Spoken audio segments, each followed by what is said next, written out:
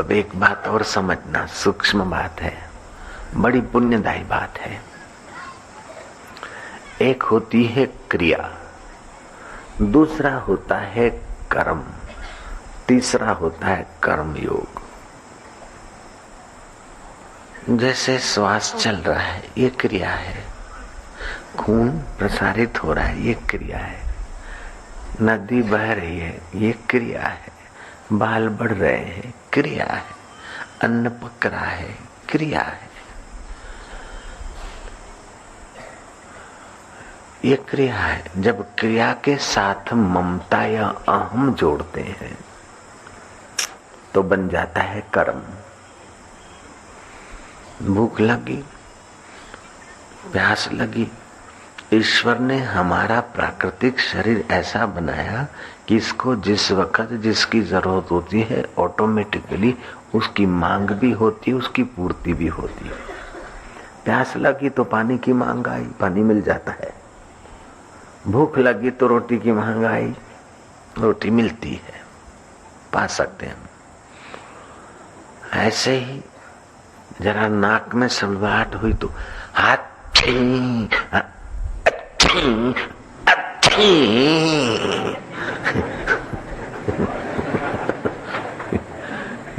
ये करना नहीं पड़ता है, हो जाता है। जयराम जी बोलना पड़ेगा, ये क्रिया हो जाती है। लेकिन क्रिया में जब कर्तापन आता है तो कि मैं छींक दे रहा हूं, मैं खा रहा हूं, मैं पी रहा हूं, मैं आ रहा हूं, जब उसमें कर्तापन लाए क्रिया में तो ये क्रिया बन गई कर्म। अब इस कर्म को युक्ति से कर्म योग में बदल दे, तभी भी छूट जाएगा। देखती आंखें हैं ये क्रिया है, सुनते कान है, सूंघता नाक है, चखती जीभ है, सोचता मन है, राग द्वेष बुद्धि करती है। ये प्राकृतिक इंस्ट्रूमेंट में सब क्रिया हो रही है, लेकिन जीव इसमें कर्तापन जोड़ लेता है, बन जाता है कर्म। अब इस कर्म को योग में बदल दो। चलो, या तो इनसे संबंध विच्छेद करके जो जिसमें हो रहा है उसको देखे और जो मैं हूं उसको मान ले, तभी भी आनंदित जीवन रहेगा, मुक्त जीवन रहेगा, सुखमय जीवन रहेगा। खिद्यो अपि न खिद्यते, वो ज्ञानी खिन्न होते हुए भी खिन्न नहीं होता। रुष्टो अपि न रुष्टते, रुष्ट होते हुए भी रुष्ट नहीं है। आश्चर्यो त्रिभुवन जयी, त्रिभुवन को विजय करके बैठा वो महापुरुष आश्चर्य है। तस्य तुलना केन जायते, उस ब्रह्म साक्षात्कारी महापुरुष की तुलना तुम किससे करोगे? वैसा बन जाता है, क्योंकि आगे जो है उसका प्रेरक बल तो पीछे है। जैसे नदी तो खूब आगे चली निकली गंगा सागर, लेकिन गंगोत्री प्रेरक बल है। लाइट के बल्ब और जाली और टिमटिमाने वाले खूब दूर तक ले गए, सड़क तक कर दिया श्रृंगार, लेकिन उसका प्रेरक बल पावर हाउस है। अगर प्रेरक बल से संबंध कट दो तो आप कितना आगे जाओ, क्या काम का, कितना सजावट करो, क्या काम की। तो प्रेरक बल तुम्हारा पीछे है, चैतना, और भोगने की वृत्ति आगे है। जब गंगा मूल धारा से संबंध छूट जाए तो उसका पानी एक खड्डे में, एक नाले में पड़ा रहेगा, बेकार हो जाएगा। तो पीछे वाला जो प्रेरक बल है उससे अपना संबंध बनाए रखना चाहिए। तो ये किया वो किया, और संबंध न भी बनाओ तो होने तो लगता है, लेकिन जब अनजाने में होता है छिछरा सा, तो जीवन छिछरा होता है। जानकर बनाए रखने से जीवन दमदार बनता है।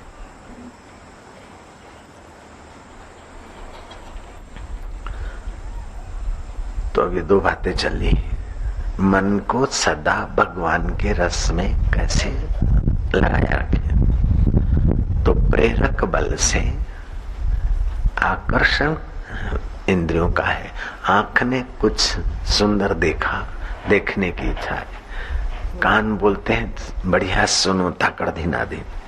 नाक बोलता है ले आओ परफ्यूम। जीभ बोलती है चलो चाट खाएंगे, हलवाई की दुकान चलो।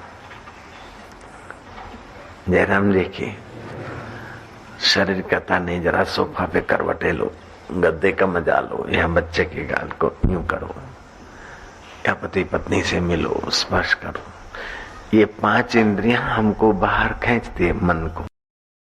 तन सुकाए पिंजर कियो धरे रैन दिन ध्यान, तुलसी मिटे न वासना बिना विचारे ज्ञान। ज्ञान का विचार करो। हाँ तो क्या करें बाबा जी, मैं शादी करके आई तब से दुखी दुखी हूँ, क्या करें? मेरा मिस्टर ने ऐसा कहा, ऐसा किया। बाबा जी मैं शादी करके आया तभी से दुखी दुखी हूँ, मेरी मिसेस ऐसी है वैसी, क्या करें? मैं तो दुखी दुख देखा, क्या करें? मैंने तो मौज ही मौज की। तुमने क्रिया में कर्म बना लिया और कर्म में फरियाद बना ली अथवा आसक्ति बना ली। तुमने अपना जाला बुन लिया। उसके मन में पूर्ण आया, पति ने कह डाला, बात पूरी हो गई। पत्नी ने कह डाला, बात पूरी हो गई। लेकिन सोचते सोचते सोचते इधर ये करूं वो करूं, ऐसा बने ऐसा बने, इसी में हम उलझ जाते हैं। क्या करें? ये ऐसा पति का स्वभाव सुधारूं, पत्नी का स्वभाव सुधारूं, अपना स्वभाव सुधारूं। जो कुछ हो रहा है क्रिया कर्म में हो रहा है, आप उसको जानकर योग बना लो, जोड़ मेल बना लो ईश्वर से। ये सुधार लूंगा, ऐसा बन जाऊंगा तभी कहीं सुख मिलेगा, नहीं। अभी सुख स्वरूप, अभी रस स्वरूप, अभी ज्ञान स्वरूप, अभी आनंद स्वरूप, अभी चैतन्य स्वरूप तुम्हारा अपना आत्मदेव बैठा है। उसके साथ योग की कला जान लो, बस। कर्म कर्म योग बन जाएगा, ज्ञान ज्ञान योग बन जाएगा। फिर तुम्हारे जीवन में कभी दुख भी आएगा प्राकृतिक ढंग से, लेकिन वो दुख विषाद आएगा, लेकिन वो दुख और विषाद तुम्हें बांधेगा नहीं। दुख और विषाद भी विषाद योग बन गया गीता का। अर्जुन के जीवन में आया विषाद, लेकिन वो भी भगवान के आगे अर्पित किया, बयान किया, विषाद योग बन गया। तो क्रिया कर्म बनती है जब कर्तापन मोड़ते हो। तो कर्तापन के साथ अपने चैतन्य का जो मूल संबंध है सचमुच में, उसको जानकर बार बार स्मृत करके दृढ़ करो, तो कर्म कर्म योग बन जाएगा। गीता कहती है तस्य प्रज्ञा प्रतिष्ठिता, उसकी बुद्धि उसकी प्रज्ञा उस पर ब्रह्म परमात्मा में प्रतिष्ठित हो गई। उसको नित्य नवीन रस, नित्य नवीन ज्ञान, नित्य नवीन प्रेरणा और सामर्थ्य आता रहता है। शरीर क्षीण भी हो जाता है, फिर भी वो बुद्ध पुरुष जानता है कि बीमारी मेरी नहीं है, कमजोरी मेरी नहीं है, रोग मेरा नहीं है, दुख मेरा नहीं है। ये सब शरीर का सब हो रहा है, क्रिया हो रही है। मन तू ज्योति स्वरूप अपना मूल पहचान। उस अपने मूल स्वरूप ईश्वर में विश्रांति पाने की आदत पड़ जाए। बाबा जी ये बात तो समझ में आ गई, लेकिन भगवान की भक्ति में मन कैसे लगे? जय जय। भक्ति में या भगवान में मन कैसे लगे? भगवान में मन कैसे लगे? किसी बाजार में लगाना नहीं है। जिस इष्ट को, जिस भगवान को भगवान मानते हो, उसका भजन करने से मन लग जाएगा। जो जाकी शरणी गहे ताके ताकी लाज, उल्टे बाव मछली चले बह चलो गजराज। जो जिसकी शरण होता है उसी की लाज, वो उसी की लाज रखने की जिम्मेदारी भी मानता है। और मन को इतनी प्रेरणा अक्ल या साधना नहीं कि जहां से आह का मजा लेता है उसमें टिक जाए, उसको ये प्रेरणा और अक्ल देनी है तो सत्संग, भगवान, जप, गुरु कृपा के साधनों से उसको अंदर में स्थिति हो जाए, फिर मौज ही मौज है, आनंद ही आनंद है। जो जाकी शरणी गहे ताके ताकी लाज, उल्टे बाव मछली चले बह चलो गजराज। मछली उल्टे बाव ऊपर चलती है, पानी आ रहा है उधर को मछली चल जाती है, लेकिन हाथी बह जाता है। तो भगवान की शरण लेने से अर्थात एक चीज आगे होती है, एक पीछे। आगे विषय विकार और संसार की तूतुमे में, और पीछे चैतन्य है। तो आगे जाए, लेकिन जिसकी सत्ता से जाता है उसमें गोता मारे। बोले बाबा भगवान में मन नहीं लगता है, क्या करें? तो नारद जी जैसा करो। नारद जी को श्राप था, 2 घड़ी से ज्यादा कहीं नहीं रह सकते, लेकिन वो श्राप द्वारका में नहीं लगता था। तो नारद जी द्वारका जाते थे। द्वारका नारद जी गए, कृष्ण ने कहा जाओ मथुरा का समाचार ले आओ। गए मथुरा, फिर द्वारका। जाओ वैंकुट की खबर ले आओ। गए वैंकुट, फिर द्वारका। जाओ जरा बिंद्रावन का राउंड ले आओ।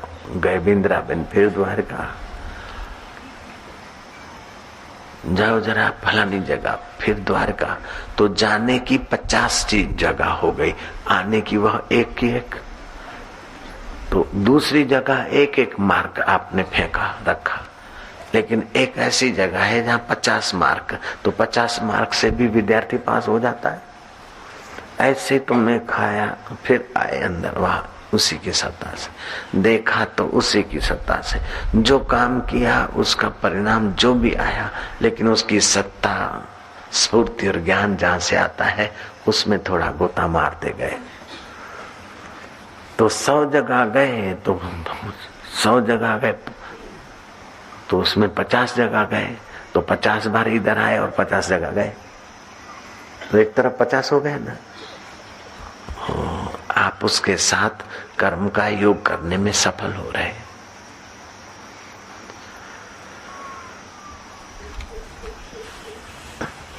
भगवान कहते हैं तमेव शरणम गच्छ सर्वभावेन भारता। हे अर्जुन, तुम सर्व भाव से मेरी शरण आओ। शरीर से जो कुछ करो मुझ अंतर्यामी पीछे के प्रेरक बल के संतोष या सुख के लिए करो। मन से जो भाव करो, सोचो कि उससे धारा तो छूटती नहीं। जिससे तुम मिलो लो दो, उसका ख्याल करो कि क्या ये बाहिर्मुख तो नहीं कर देगा। परिणाम का विचार करके संबंध करो, परिणाम का विचार करके खाओ, परिणाम का विचार करके सुनो, परिणाम का विचार करके देखो, और परिणाम का विचार करके निर्णय करो, तो आप भगवान की शरण हो जाएंगे। एकनाथ महाराज ने अपने आप से प्रश्न किया ध्यान भजन के समय। सब जगह आता है कि भगवान की शरण ले लो। हे मेरे विठ्ठल, तुम्हारी शरण क्या है? क्या दाढ़ी बढ़ा ले, मुंड जटाएं रख ले तो तुम्हारी शरण है, या फिर एकदम नेशनल हाईवे कर दे तो तुम्हारी शरण है, अथवा संन्यास ले ले तो तुम्हारी शरण है, अथवा गृहस्थी के दलदल में डूब मरे तो तुम्हारी शरण है, या त्याग के शिखर पर जा बैठे तो तुम्हारी शरण है। माझ्या विठ्ठला तुम्हीच सांगा तुमची शरण कुठे आहे? क्या मंदिर में तुम्हारे श्री विग्रह को पैर पकड़ के बैठना तुम्हारी शरण है? क्या घर में आपकी मूर्ति के आगे बैठ जाना आपकी शरण है? आप ही बताओ प्रभु, आपकी शरण कहाँ है और कैसे मिले? तुम ही बोला माझा विठ्ठला, मैं काय करून कुटे कुटे कुटे जाऊन कुटे नहीं जाओ, तुम ही बोलो हे प्रभु। भाव करते करते करते शांत हुआ और अंतर आत्मा से अनुभूति हुई कि जहां से वृत्ति फुरती है बाहर, तो एक छोर बाहर है, दूसरा छोर भीतर है। लाइट की फिटिंग कहीं भी हुई, लेकिन पावर हाउस के छोर के बिना वो जी नहीं सकती। ऐसे तुमने देखा, सुना, खाया, लेकिन पावर हाउसों का पावर हाउस, उस परमेश्वर को छोड़कर तो तुम भाई कहीं नहीं जा सकते। जैसे जहाज निकल गया है दूर की यात्रा में, स्टीमर, पानी का जहाज, और उस पर बैठा है कौवा और बंधी है टांग जहाज से। अब कितना भी फड़फड़ाए कि इधर भी जाए घूम फिर के उसी जहाज पे, ऐसा हाल है। लेकिन उसी जहाज पे अक्ल से आए तो आराम है, नहीं तो इधर गिरे उधर गिरे, लटके और पानी से घसीटा जाए। कल्पना करो, पानी के जहाज के ऊपर कौवा है और लंबी सी रस्सी है पतली, और उसकी टांग बंधी है। अब वो आगे भी उड़ान लेता है, पीछे भी लेता है, इधर भी लेता है, लेकिन फिर भी वो अगर उड़ान ले के भी वहां जहाज पे आता है तो ठीक, लेकिन उड़ान लेके पानी में बहता है, उधर की उड़ान लेता है, तो घसीट घसीट के जहाज उसको बेहाल कर देगा। ऐसे विषय विकारों में चिपकते हैं तो आदमी बेहाल हो जाते हैं, लेकिन उस परमात्मा के रूपी जहाज की शरण आते तो मौज ही मौज में, आनंद ही आनंद, भारी भारी। संसार स्वप्न और तू अपना, वह मुंजा साईं बलहार बना। एक कर्म कर्म योग बन गया, क्रिया कर्म और कर्म योग। एक छोर बाहर के जगत में और मूल छोर अपने उसमें। तो समझ के उसकी शरण जाए तो मौज है, ना समझी से घसीटा जाए। मैंने किया इतना अच्छा काम, मैंने किया, मेरे 2 बेटे हैं, मेरे 4 बेटे हैं, मेरा फलाना है, लेकिन तू कहां से उठा वो तो देख। मेरा धंधा अच्छा चलता है, और मन इतना बदमाशी करता है कि अच्छा काम होता है तो बोलता है कि देखो मैंने कहा था ना, जाओ यार टिकट मिल जाएगी, मिल गई, देखो नहीं मिली तो बोले क्या करे, भगवान की मर्जी। टिकट न मिलने में भगवान की मर्जी। मैं बोल रही थी कि बेटा होगा, शोभा को बेटा होगा, देखो बेटो आएगी होगे। मैं कह रहा था कि तुम केस में जीत जाओगे, देखो जीत गए। हार गए तो बोले, वकील भी बोलता है क्या करे, तुम्हारा भाग्य ऐसा। और जीत गए तो वकील बोलता है देखो मैंने जिता दिया। मतलब ऐसी बेईमानी करता है हमारा मन कि सफलता होती है तो अपना अहम टिंगाता है, और विफलता मिलती तो उसके सिर पर ठोकता है, उसकी शरण नहीं जाता। गांधी से पूछा पत्रकारों ने, अरविंद गांधी समझौता एकाएक हुआ और आपके विरुद्ध अखबारें जो थी, विरुद्ध पत्रकार जो थे, जो मीडिया आपके खिलाफ काम कर रहा था, अंग्रेजों का पिट्ठू मीडिया था, उस मीडिया ने एकाएक आपके ऊपर बरस पड़े सवालों की झड़ी लगा दी। तो आपने उनके ऐसे जवाब दिए कि आपकी अगेंस्ट में लिखने वाले भी आपकी सराहना करने लग गए, क्या जादू था तुम्हारे पास। गांधी ने कहा कि ये सबने घेर लिया। अरविंद गांधी समझौता हुआ था। अरविंद का ये मानना था टिट फॉर टेट, जो जैसा तो उसको तैसा, जैसे को तैसा ब्राह्मण को नाई। अंग्रेजों को बम ब्लास्टिंग करके मारो भगाओ। तो गांधी का सिद्धांत साधुवादी का था और उनका सिद्धांत बमवादी था। दोनों पूर्व पश्चिम थे। फिर एकाएक समझौता हुआ तो तुमने क्या हिंसा का हिस्सा लिया और उन्होंने तुम्हारा अहिंसा का सिद्धांत क्या माना। पत्रकारों ने अपने अपने ढंग से प्रश्न किए। गांधी ने ऐसा जवाब दिया कि सारे के सारे अखबार उनकी फेवर में हो गए। मित्रों ने पूछा कि ऐसा तो क्या आपने जो, और उन्होंने तमाम झुंड के झुंड पत्रकारों ने तमाम प्रश्नों की झड़ी लगाई और तुम्हारे सवालों से सब संतुष्ट हो गए। तुमने ऐसा कौन सी पूर्व तैयारी की थी? गांधी ने कहा पूर्व तैयारी तो नहीं थी कोई, और करता भी तो इतना सफल हो नहीं सकता था, लेकिन जब बोलने का अवसर आया तो मैं थोड़ा शांत हुआ, उसकी शरण गया, अंतर्यामी राम की। फिर जो बोला वो मुझे पता नहीं बोला, तो मेरे बोलने के पीछे परमात्मा का हाथ था, इसलिए सफल हो गया।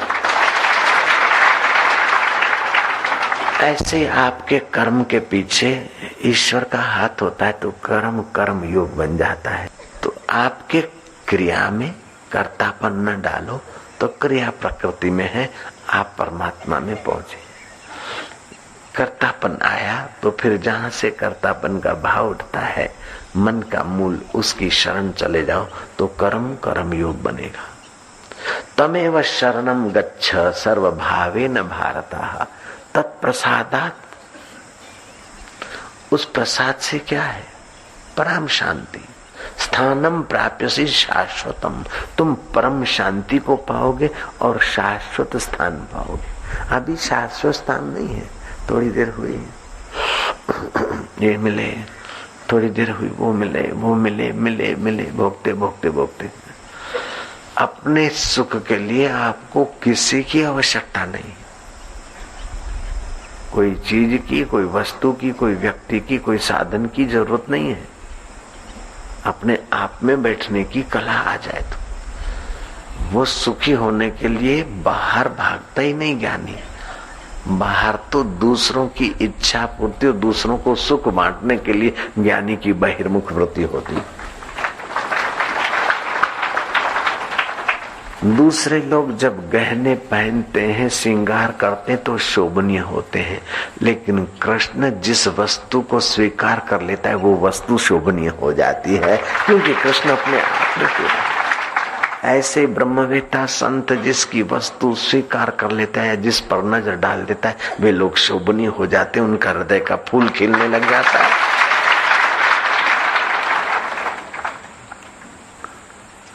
अखंडानंद महाराज के एक शिष्य थे, सेवक। उसको एक माई ने एक शाल और रुपए 500 पकड़ाए, लो स्वामी जी। उसने कहा नहीं माताजी, मेरे पास पैसे पड़े और शाल भी बहुत है, क्योंकि इतने बड़े संत के साथ रहता हूं तो लोग मुझे बहुत देते हैं। मेरे पास शालें भी है और पैसे भी पड़े हैं, मुझे आवश्यकता नहीं। माताजी बोले नहीं भैया, महाराज ले लो ले लो। बोले महाराज माताजी जरूरत नहीं है, बहुत बड़ा। माताजी कहती है भैया आपको जरूरत है ऐसा समझकर मैं नहीं दे रही हूँ, लेकिन आप स्वीकार करो ये मेरी जरूरत है, मेरा भाग्य बनाना है, तुमको जरूरत। राम सुखदास जी महाराज, हम गंगा किनारे रहे तो उन्होंने सीधा भिजवाया आटा, चावल, थोड़ा दाल, थोड़ा ये, थोड़ा हो, दही। तो हमने और सब वापस कर दिया, लेकिन लाने वाले ने कहा कि दही तो सेठ जी की बेटी ने बनाया, जमाया है, अर्थात जयदयाल गोविंदका की सुपुत्री, वो अभी 50-55 साल की है वो, तो संत की पुत्री ने जमाया हुआ दही। तुमने क्या अच्छा इतना हम ले लेते, दही हमने रखा। दूसरे दिन जब राम सुखदास जी से मिलना हुआ तो उन्होंने मेरे को कहा कि आपने सीधा क्यों नहीं लिया। मैं कहा महाराज हम हमारी गाड़ी में सामान रख के ही यात्रा करते हैं, जहाँ सत्संग करने जाते वहां भी आटा, घी, मिर्च, मसाला और रसोईया लेके घूमता, तो इस गंगा किनारे हम दान का क्यों माल लेंगे, हमारे पास था। तो संत ने बड़ी अच्छी बात कही, स्वाभाविक। बोले आपके पास नहीं है ऐसा समझ के हमने नहीं दिया, भेजा नहीं है, दे दो दे दो। तो रास्ते पे खूब लोग मांग रहे हैं, उनको कौन देता है? आपको आवश्यकता है ऐसा समझ के नहीं भेजा था। संत शब्द कितने मंजे हुए थे। जिनको नहीं जो मांग रहे उनको कौन दे जाए, लेकिन ये हमने भेजा। तो ये जरूरत है, ये जरूरी नहीं है कि आपको भगवान को आपके प्रणाम की जरूरत है या भगवान को आपके भजन की जरूरत है, भगवान को आपके लोटे पानी की जरूरत है, भगवान को आपके तुलसी के पत्तों की जरूरत है। नहीं तो भगवान भूखे मर जाएंगे, प्यासे मर जाएंगे। नहीं, हम लोगों को आवश्यकता है कि इस बहाने भगवान की स्मृति और संबंध हमारा प्रगाढ़ हो, ताकि विकारों के और प्रकृति के प्रभाव से हम छूटे।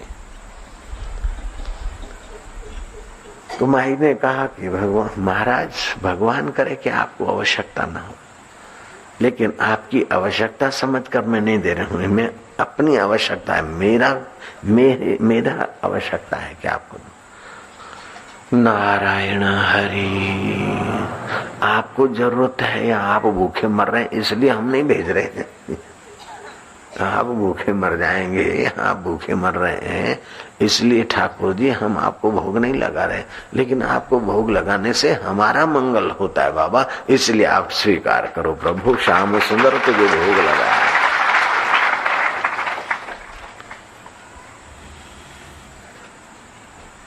गीता में आता है कि आरुरुक्ष मुनिर योगम कर्म कारणम उच्यते, जो क्रिया उसको कर्म बनाता है, कर्म को फिर कर्म योग बनाना चाहता है, तो जो योग में आरूढ़ होना चाहता है उसको क्या करना चाहिए कि उसको निष्काम कर्म करना चाहिए, प्रभु प्रीति अर्थ कर्म करना चाहिए। जब निष्काम सेवा के कर्म करता करता हृदय शुद्ध होगा तो फिर ध्यान में रुचि होगी, अपने आत्मा में बैठने की प्रीति बढ़ेगी। दो धाराएं ने, बाहर की धारा भीतर की धारा, तो भीतर की धारा से जुड़ने में, प्रगाढ़ता करने में रुचि होगी। तो जिसको योग में आरूढ़ होना हो उसको सत्कर्म करना चाहिए, प्रयत्न पूर्वक करना चाहिए। मनुस्मृति ने कहा कि जब तक आत्म संतोष न हो, अपने आत्म परमात्मा का पूर्ण ज्ञान या रस न आए, तब तक जीव को प्रयत्न पूर्वक सत्कर्म करना चाहिए। और जब परमात्मा में स्थिति हो गई तो फिर सत्कर्म तो तुम्हारा स्वभाव हो जाएगा। साधुते होवे न कारज हानि, आपने जो साध लिया अपना लक्ष्य सिद्धांत, फिर तुम्हारे द्वारा कार्य की हानि नहीं होगी। ब्रह्म ज्ञानी ते कछु बुरा न भया, जैसे माँ अपने पुत्र का बुरा नहीं कर सकती, माँ तो शायद कर ले क्योंकि अल्पज्ञ है, आवेश में आ जाए, राग द्वेष में आ जाए, लेकिन भगवान को पाए हुए संत या भगवान हमारा बुरा नहीं कर सकते। साधु ते होवे न कारज हानि,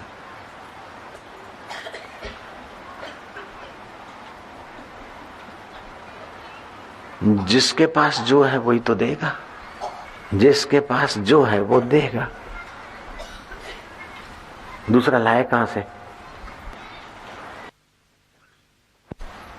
तो ज्ञानी के पास शांति, ज्ञान, आनंद, माधुर्य, पूर्णता होती है, तो वो तो संसार की बात व्यवहार भी करेगा तो घूम फिर के वही ज्ञान, आनंद, माधुर्य और पूर्णता की बात देगा। और अज्ञानी के पास जो अहम होता है, मेरा तेरा होता है, खिंचाव होता है, निंदा स्तुति होती है, चाटुकारी होती है, राग द्वेष होता है, वो देगा। इसलिए जिसके आपको जो चाहिए उसका संग करो।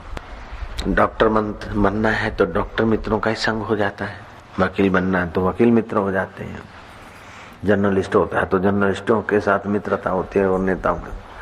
तो ऐसे आपको भक्त बनना है या ब्रह्मज्ञानी बनना है या सदा के लिए मुक्त होना है तो मुक्त आत्माओं का संग करो, मुक्त आत्माओं का सत्संग सुनो।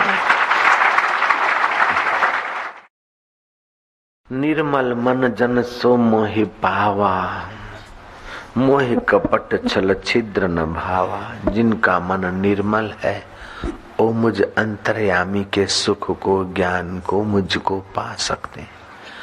काम एक विकार है, कमजोरी है अपनी, क्रोध एक विकार है। काम क्रोध तो विकार है, लेकिन कपट किया जाता है कपट किया जाता है, इसलिए काम क्रोध से तो क्षमा मिल सकती है, लेकिन कपट का तो भोगना ही पड़ता है। इसीलिए प्रयत्न पूर्वक कपट से बचना चाहिए, क्योंकि प्रयत्न पूर्वक कपट किया जाता है। एक झूठ 10 झूठ को ले आता है। वो लोग समझते कि हमने बंडल मार दिया और सामने वाला सच्चा मानेगा। इतना दुनिया पागल खाना नहीं है। बंडल मारने से अपने को ही घाटा पड़ता कि अपनी वाणी का, अपनी विश्वसनीयता का अपन कब्र खोद लेते हैं, अपनी योग्यता की अपन कब्र खोल लेते हैं। बोले बाबा जी आपसे मैंने बंडल मारना बंद कर दिया, एक भी बंडल नहीं मारता हूं। ये तो भाई नेता जैसी बात है। बच्चे, यूनिवर्सिटी के बच्चों ने अप्रैल फूल मनाना चाहा। अप्रैल फूल मतलब 1 अप्रैल को बड़े से बड़ा कोई झूठ बोले उसको ये इनाम दिया जाएगा। बच्चे थे, शोरगुल हो रहा था, किसी ने कुछ झूठ बोला, किसी ने कुछ। शाम हो चली, इनाम अब लटकता ही रहा।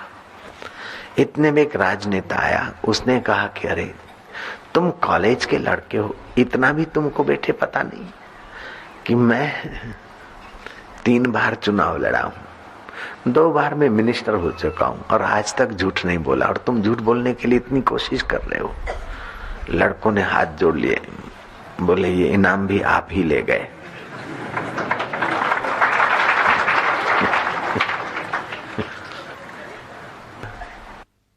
और युग में तो आप कर्म करो बुरा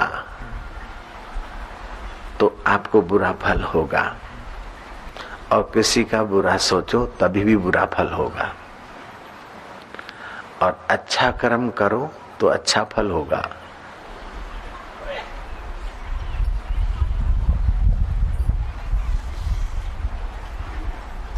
कर्म करो तब फल होगा, लेकिन कल युग में तो खाली अच्छा सोचो तभी भी अच्छा फल का, अच्छे कर्म का फल मिलता है। अच्छे में अच्छे भगवान की बात होती है सत्संग में। जब सत्संग में जाने का विचार हुआ तो सत्संग में पहुंचने के पहले उसका विचार हुआ, और जब से चले तब से वो कर्म भी हुआ। और सत्संग में पहुंचे तो एक एक कदम चलकर आप सत्संग में पहुंचे तो एक एक यज्ञ करने का फल हुआ। उस परमात्मा में जो योग करना चाहता है उसको सत्कर्म करना चाहिए, और सत्कर्म जब फलित हुए और योग करने में रुचि हुई तो फिर बाहर की प्रवृत्ति थोड़ी कम करके भी अंतर आत्मा में आराम पाना चाहिए। अंतर आत्मा के ध्यान में, जप में, एकांत में थोड़ा समय गुजारना चाहिए। सिद्धार्थ 6 वर्ष अरुणाचल पर्वत और आदि इलाकों में रहे, तब सिद्धार्थ में से भगवान बुद्ध होकर निकले। महावीर 12 साल उस तपस्या और एकांत में रहे, तब वर्धमान में से भगवान महावीर होकर निकले। ऐसे साईं टेऊराम भी और साईं लीलाशाह बापू भी, उत्तर काशी में साईं लीलाशाह बापू वर्षों तक एकांत में रहे, तब लीलाराम में से लीलाशाह बापू में निखरे। तो आप भी वर्षों तक जाकर कहीं बैठो, ये तो मैं नहीं कह रहा हूं क्योंकि आप बैठने वाले नहीं, लेकिन आप जितना कर सकते हैं उतना तो मैं बोल सकता हूं कि थोड़ा बहुत सुबह नींद में से उठते समय, रात को सोते समय थोड़ा शांत होके बैठते, चिंतन करते करते शांत हो जाए। हफ्ते 15 दिन में कहीं 1 आध दिन मौन जप, अथवा तो दिन में 1-2 घंटा। ऋषि दयानंद कहते थे कि गृहस्थी को प्रयत्न पूर्वक हर रोज 2 घंटे एकांत में जप ध्यान में लगाने चाहिए, 2 घंटे ध्यान में बैठना चाहिए, और साधु को कम से कम 4 घंटे ध्यान भजन में गुजारने चाहिए। तो इससे आपके कर्म योग बनाने में सफलता मिलेगी। व्यर्थ का समय बहुत चला जाता है। आजीविका के लिए 8 घंटे, रात की निद्रा के लिए 2 घंटे, 6 घंटे, 8 और 6 14 घंटे हुए, फिर भी 10 घंटे तुम्हारे पास फालतू है। उन 10 घंटों में से 2-3 घंटे तुम फालतू गपशप में इधर में लगाओ, फिर भी 7 घंटे 6 घंटे, 6 नहीं तो 4 घंटे आप चाहो तो लगा सकते हो। इसका महत्व समझो। मन की आदत है बाहर जाता है, लेकिन मूल स्रोत के सिवाय बाहर जा भी नहीं सकता। तो मूल स्रोत में लाने के लिए थोड़ा दिन अभ्यास करो।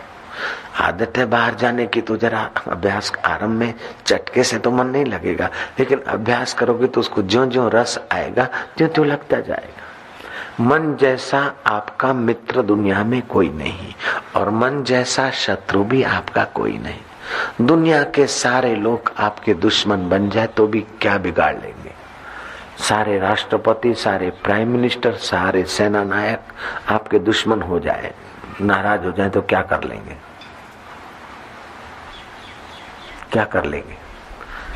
एक बाई थी, एक लुगाई थी, शादी करके गई। उसके पति का स्वभाव था जल्दी कर खाना बना ले, वरना जल्दी कर, ये कर, वरना जल्दी कर, कपड़े दे दे, वरना जल्दी कर। एक सुबह उठे बोले जल्दी कर, पानी गर्म कर दे, वरना जल्दी कर। बोले क्या रोज रोज वरना क्या कर लोगे? बोले वरना मैं ठंडे पानी से नहा लूंगा। बोले वेलकम, अभी नहा लो। नारायण हरि, नारायण हरि। तो दुनिया के सारे सेनापति रूठ जाए, नाराज हो जाए, वरना ये कर देंगे, वरना वो कर देंगे, तो क्या कर डालेंगे? बहुत तो मर्डर करवा देंगे, या शूट कर देंगे, या फांसी लगवा देंगे, और क्या करेंगे?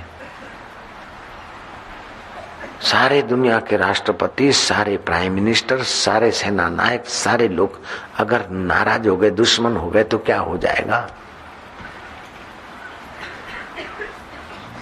मार डालेंगे बस।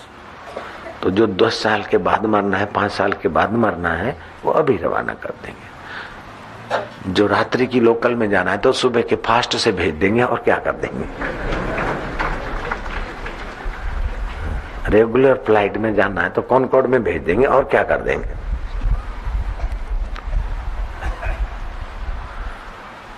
क्या हो जाएगा? और दुनिया के सारे लोग मित्र हो गए, सारे राष्ट्रपति, सारे प्राइम मिनिस्टर, सारे सेनापति आप पर राजी हो जाएंगे, तो क्या दे डालेंगे? आपके लिए सुख सुविधा शरीर के लिए कर देंगे, मकान, दुकान, रुपए, पैसे समझो दे डाले सब, तो क्या मिलेगा? कि शरीर को सुविधा, और ज्यादा सुविधा की आदत होगी तो थोड़ी सी असुविधा भी ज्यादा दुख देगी। और जब ज्यादा सुविधा की आदत है तो मरेंगे तो ज्यादा दुखी होके मरेंगे कि हाय सब छूट रहा है। मन अगर मित्र हो जाए तो ऐसा कुछ दे डालता कि फिर कुछ लेने की जरूरत नहीं पड़ती, और मन अगर शत्रु हो जाए तो ऐसा विनाश करता है कि उसके आगे संसार के सारे सेनापति आपका कुछ नहीं बिगाड़ते बेचारे। मन मित्र हो तो आपको इतना लाभ मिलता है कि मन आपको परमात्मा मय बना लेता है, और मन शत्रु हो तो घोड़ा, गधा, कुत्ता, बैल, भैंसा बना के न जाने 84 लाख योनियों में कितना कष्ट पहुंचाता है। मन को मित्र बनाए तो बाबा मन को मित्र कैसे बनाए, ये सवाल आता है। मन मित्र बनता है तो बहुत लाभ हो जाता है, और मन शत्रु बनता है तो बड़े में बड़ी हानि करता है। मन जब देखने, सूंघने, चखने, सुनने, स्पर्श करने के विकारों में फंसता है, उधर जाता है और आप हाँ में हाँ किए जाते हो, तो वो मन आपको शत्रुता के काम है। जैसे आप जिस गाड़ी में बैठे वो गाड़ी है शत्रु की, किसी किडनैप करने वाले गैंग की गाड़ी, और ड्राइवर भी उन्हीं का है, और जो तुमको बिठा के ले जा रहे हैं वो भी गैंग के आदमी है। तो आपका तो खुदा हाफिज है, और क्या है? खुदा खैर करे, और क्या है?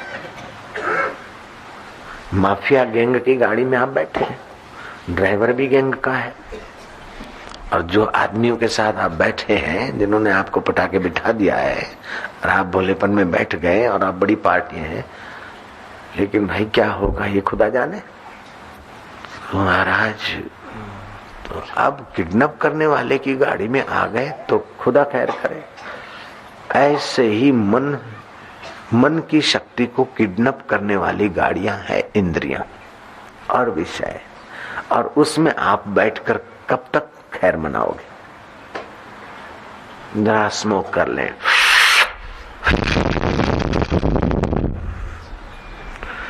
जरा ये कर लें, जरा वो कर लें, ये जरा जरा जरा जल्दी जरा को ले आएगा, बुढ़ापे को ले आएगा। क्या खाना, कितना खाना, कब खाना, कैसे खाना, उसका विवेक अंदर के छोर से मिले, उस ढंग से करो तो आपका भीतर का है अंतर आत्मा का सत्ता मन बुद्धि को मिलेगी तो बलवान होंगे, वो आपके मित्र बन जाएंगे। अगर विकारों की सत्ता मन बुद्धि को मिलेगी तो विकार बलवान होंगे और आप कमजोर हो जाओगे। तो मन आपका मित्र बने, इसका तरीका है कि आप अंदर का सुख लेने के रास्ते चलो, अंतर की प्रेरणा लेने के रास्ते को साफ सुथरा रखो, अंतर का आराम पाने की आदत डाल दो, मन आपका मित्र हो जाएगा। और विकारों का सुख या दिखावे का सुख के तरफ जाओगे तो मन आपका शत्रु हो जाएगा। मुसोलिन अभी भी प्रेत होके भटक रहा है। इटाली का पूरा राज्य था लेकिन उसका मन उसके लिए शत्रु था। को काहू को नहीं सुख दुख करी दाता, निज कृत कर्म भोगत ही भराता।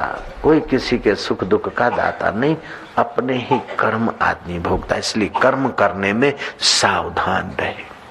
सुबह उठे, आज का दिन ऐसे कर्म करूंगा कि भगवान की शरण मिले, मेरा मन मेरा मित्र रहे, ऐसे कर्म करूंगा। दिन भर कर्म हुए, 1-2 घंटा काम किया, फिर 1 मिनट गोता मारा, ये हुआ, हाथ पैर से ये जो कुछ हुआ तेरी सत्ता से हुआ। प्रभु तू सार है, बाकी सब खिलवाड़ है। प्रभु तेरी जय हो। आप फ्रेश हो गए, आपका संबंध पक्का होता गया।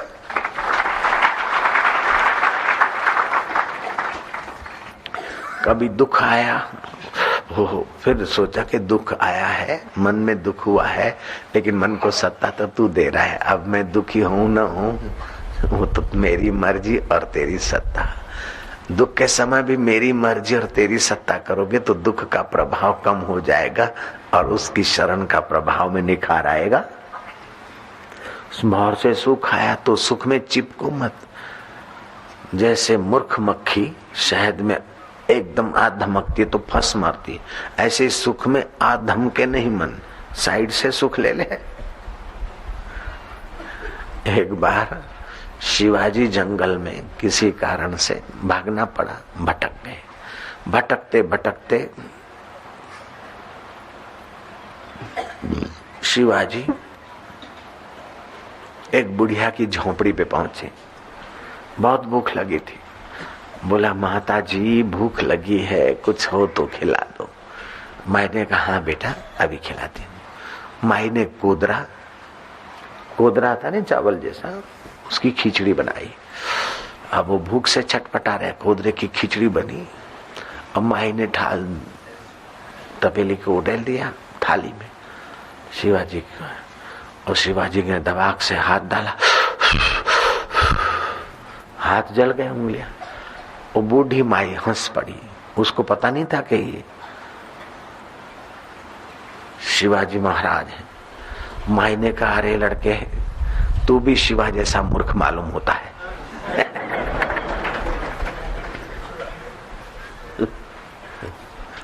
शिवा चौंका, बोले शिवा जैसा मूर्ख कैसे? बोले जैसे शिवाजी बेवकूफ है ऐसे ही तू बेवकूफ है। कोदरा गरम गरम है तो साइड से थोड़ा थोड़ा लेके खाना चाहिए। बीच में हाथ दबोक दिया तो उंगलियां जली।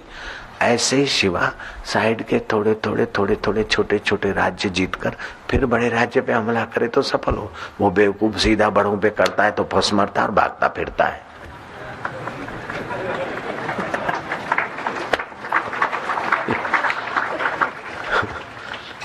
कैसा उस जंगल में रहने वाली अनपढ़ बुढ़िया के द्वारा भी परमात्मा प्रेरणा देता है। जयराम जी की। बाबा जी आजकल मैंने बंडल मारने ही बंद कर दिए, इससे भी बड़ा बंडल नहीं हो सकता है। कपट गांठ मन में नहीं, सबसे सहज स्वभाव, नारायण व संत की लगी किनारे, नाव सियावर रामचंद्र की जय। सुख भीतर लेते जाओ और सदुपयोग बाहर करते जाओ। भगवान की शरण हो जाएगी, भगवान की प्रेरणा हो जाएगी, भगवान का सुख मिलने लगेगा और अंत में भगवान में मिलकर मुक्त हो जाएगा जीव। इधर उधर करेंगे तो इधर उधर होते होते अंत में इधर उधर होता ही रहेगा। बाबा जी फलाना आदमी बड़ा चालाक है, बाबा ये वकील है बड़ा चालाक है, बड़ा चलता पुर्जा है। मैं क्या तुमने ठीक कहा, ये पुर्जा चलता ही रहेगा 84 लाख माताओं के गर्भ में। ये फलाना है न फलाना व्यापारी बड़ा काला बाजार करता है, या फलाना आदमी ब्लैकमेल करता है, बड़ा चालाक है, चलता पुर्जा है। मैं क्या ठीक बोलते हो, ये पुर्जा चलता ही रहेगा, शांति से नहीं बैठ पाएगा अपने आराम में, अपने ईश्वर में, ये पुर्जा चलता ही रहेगा। चतुराई चूल्हे पड़ी, पूर्व पर्यो आचार, तुलसी हरि के भजन बिन चारो, वर्ण चमार सियावर रामचंद्र की। ये जो जगत में इधर उधर कावे दावे करके सुखी होने की जो चतुराई है, उसको तो चूल्हे में डाल। उससे सुख तो नहीं मिलता है, सुविधाएं मिलती और अंदर में अशांति ज्यादा, टेंशन तनाव वरी ज्यादा। लेकिन आध्यात्मिकता में worry less, ego less, tension less और हैप्पीनेस रहता है। अपना पेट तो पशु भी भर लेता है, अपने बच्चों की चोंचे तो पक्षी भी भर लेते हैं। आप तो भगवान को पाने के लिए कर्म करो और कर्म का अहम ना आए, इसलिए करता धरता जो है उसी के शरण में। आप अपना हृदय भी भरो सत्कर्म से और आपके संपर्क में आए उनके हृदय को भी निखारो। आपके धन से दूसरों की सेवा हो जाए, आपके मन से दूसरों की भावनाएं शुद्ध हो जाए, आपके बुद्धि से दूसरों की बुद्धि उन्नत हो जाए। इसी में तो आपको जो चीजें मिली है उसकी शोभा है। जब उसकी शोभा होगी, जो बेटा ठीक से मैनेजमेंट करता है, माँ बाप उसको अपनी मिल्कत या अपने अधिकार देते जाते हैं, लेकिन जो बिगाड़ता है उसको फिर नहीं देते। ऐसे जो ठीक से व्यवस्था करता है उसको ईश्वरीय शक्तियां और ईश्वरीय अधिकार मिलते जाते हैं, और जो बिगाड़ करता है स्वार्थ में आके, फिर उनको नहीं मिलता। आपके पास जितना तन है, जो मन है, जो धन है, जो योग्यता है, बहुजन हिताय सुखाय आप सोचिए, आपका हृदय पवित्र होगा। करिए, आपकी क्रियाकलाप पवित्र होंगे, आप भगवान से जुड़ते चले जाएंगे, वो धारा मजबूत होती जाएगी और बाहर का आकर्षण कम होता जाएगा, आपका विजय हो जाएगा। कर्म प्रधान विश्व करी राखा, जो जस करे तैसा फल चाखा। पैसा कमाना कोई बड़ी बात नहीं है, मनुष्य शरीर पैदा हो जाना कोई बड़ी बात नहीं, लेकिन मनुष्य शरीर का सदुपयोग करके मानवता निखारना, पैसे का, धन का, समय का सदुपयोग करके अपने सत्य स्वरूप आत्म सुख को निखारना, ये तो बहुत बहुत बहुत ऊंची बात है। इसलिए ऊंचे में ऊंचे भगवान का नाम, ऊंचे में ऊंचा भगवान का ध्यान और ऊंचे में ऊंचा भगवान को पाए हुए महापुरुष का सत्संग परम औषध है, परम औषध है। मनमानी वर्षों की, कई जन्मों की साधना एक तरफ तराजू के पल्लड़ में, और महापुरुषों के सानिध्य से सत्प्रवृत्ति और महापुरुषों के सानिध्य का पुण्य एक तरफ। मौलाना जलालुद्दीन रूमी हो गए। वो शांति पाने के लिए न जाने कितना कितना पापड़ वेले, आखिर जब समस्त बेज संत मिले और उनके जीवन में शांति, ज्ञान और प्रकाश मिला और महापुरुष बने, तो जलालुद्दीन रूमी ने कलम उठाई। उसने लिखा जलालुद्दीन रूमी के 50 वर्ष की निष्कपट भक्ति से भी एक क्षण साधु का संग ज्यादा हितकारी।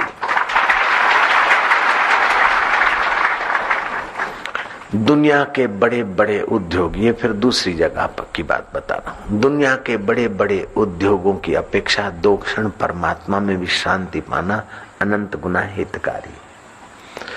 अब तीसरी जगह श्रीमद् भागवत की बात बताता हूं। भागवत का 10वां स्कंद है, 84वां अध्याय है, 12वां और 13वां श्लोक है। उसका मैं आपको अनुवाद बता रहा हूं। वसुदेव ने यज्ञ किया। भागवत की कथा सुनने से पुण्य होता है। भागवत की कथा सुना रहा हूं। वसुदेव ने यज्ञ किया और यज्ञ में जो अतिथि आए, साधु संत, उनका आओ भगत करने का काम भगवान कृष्ण ने अपने हाथ में लिया।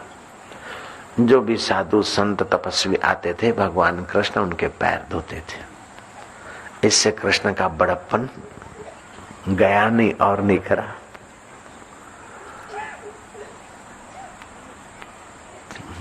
आगता स्वागता करते थे। तो कई साधु वेशधारी या तपस्वी आए गए, बिठे यज्ञ में। उन साधु में कोई विरला ब्रह्मवेता आ गया, कोई त्रिकाल ज्ञानी संत। उन्होंने कृष्ण को कहा कि छोड़ो सारे खेल, ये पैर धोना और तिलक करना, हमको बिठा रहे हो और सेवक बनकर हाथ जोड़ रहे हो। कृष्ण, हम तुमको जानते हैं, तुमको कोई बेटा चाहिए या पैसा चाहिए या यश चाहिए, ये तो कुछ नहीं चाहिए, फिर तुम ये सारी पूजा सेवा कर रहे हो, ये क्या है सब? तुमको शांति चाहिए, ऐसी बात भी तो नहीं है। तुमको भगवान चाहिए, ऐसी बात भी तो नहीं है। तो फिर ये सब क्या कर रहे हो?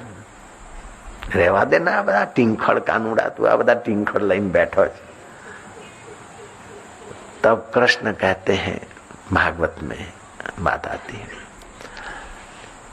कि 50 वर्ष की निष्कपट भक्ति, लोग तो भक्ति करते कपट से, लेकिन छोकरा पास हो जाए, नौकरी मिल जाए।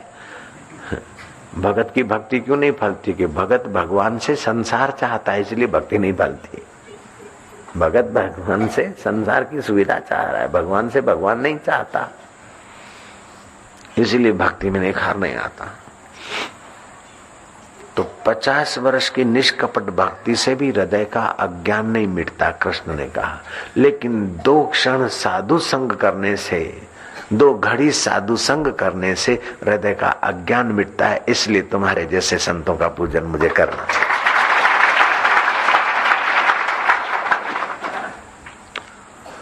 फिर कृष्ण कहते हैं कि जल से भरे हुए जलाशय, गंगा आदि या पुष्कर आदि तीर्थ में तीर्थ बुद्धि से लोग नहाते हैं।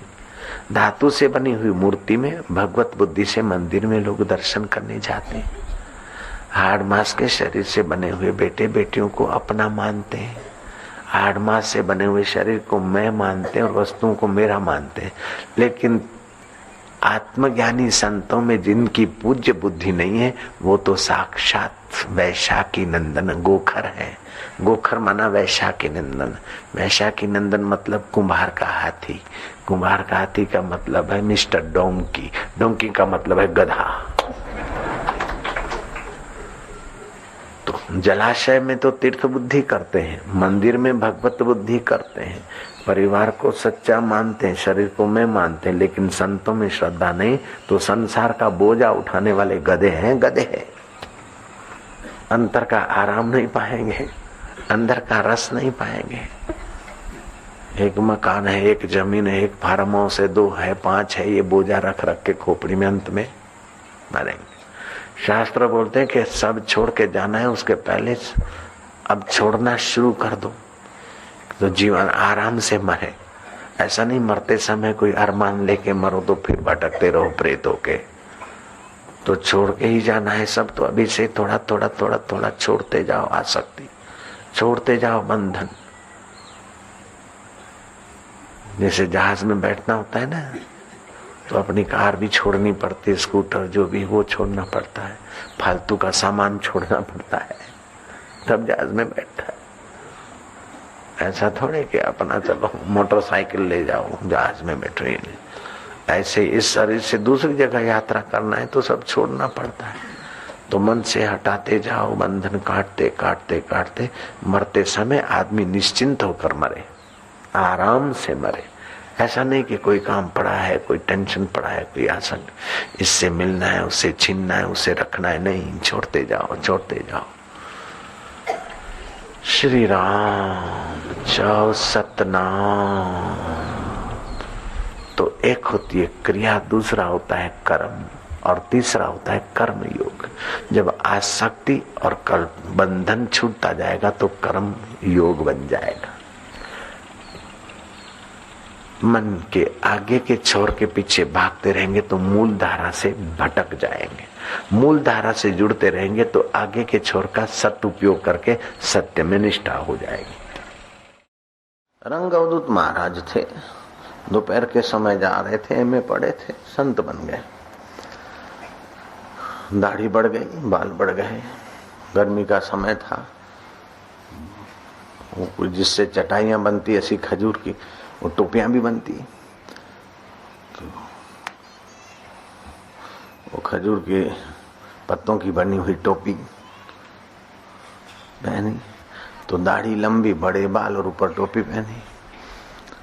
तो कॉलेज से जहां से गुजर रहे थे वहां के उछलंक लड़कों ने कहा, अरे नाटकनी बहेरी, नाटकनी बहेरी, नाटक की लुगाई, नाटक की लुगाई।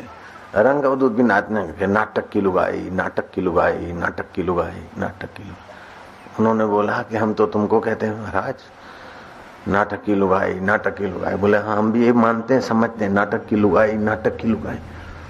अब घोर अपमान तो है, प्रतिकूलता तो है, लेकिन दुखी होना न होना अपने हाथ की बात।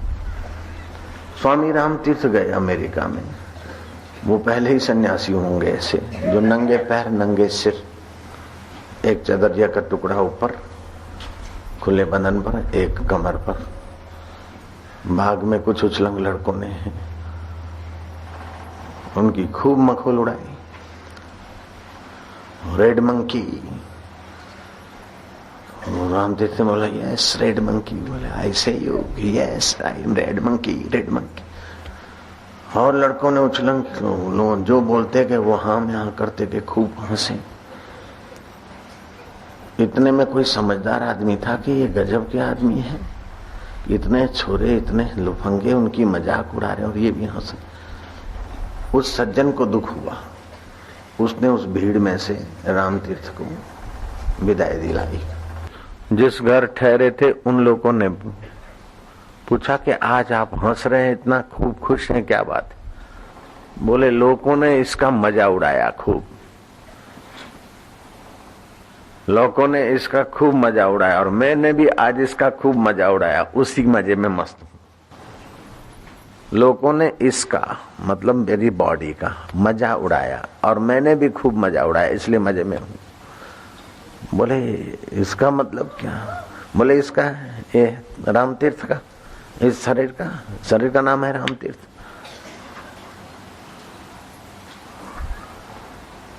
तो ये शरीर तो माया में, प्रकृति में है, पैदा होता है, नाचता है, इसमें खून रंगीन है। रेड मंकी उन्होंने कहा, आज ही मुझे पता चला कि रेड मंकी भी हो सकता है। रेड मंकी में भी हम है, ब्लैक मंकी में भी हम है, तो यहाँ भी रेड मंकी और ब्लैक बाल है ही है। हमें मजा आ गया।